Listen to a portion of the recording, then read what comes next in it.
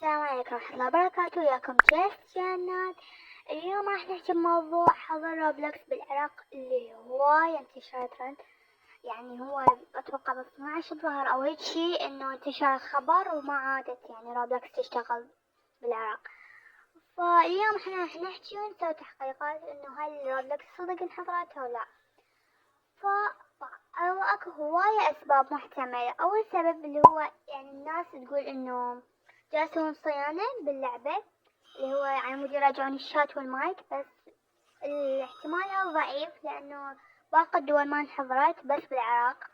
الاحتمال الثاني انه حضروها يعني نهائية من العراق، واكو يقولون لا مو نهائية، اكو يقولون مؤقتة وهيك شي. فاحنا ما نعرف حاليا هل هي محظورة او صيانة، فيعني ما أعرف، بس هي أكو إشاعات اللي تقول انحظرت بسبب وزارة الاتصالات أو هيك شي.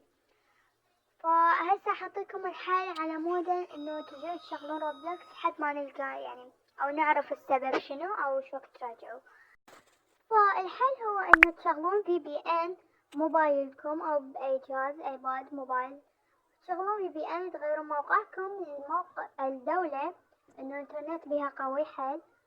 فهي هذا الحل المؤقت، اما غيرها ما تقدرون تلعبون روبلوكس يعني. فاكو هواي برامج تكتبوا بالبحث VPN يعني بسوق بلاي او ابل ستور راح يطلع لكم هواي برامج، واختاروا اي واحد ونزلوه وفعلوا راح ترجع روبلوكس طبيعية.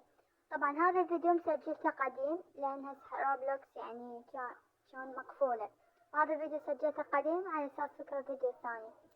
فبس اتمنى استفاديتوا من الفيديو ويعني شلون طريقة الحل. فقدروا تعبي بلايك واشتراك، واذا نزلت اي اخبار جديدة حول هذا الموضوع او غيره راح انشر لكم مباشرة. فبس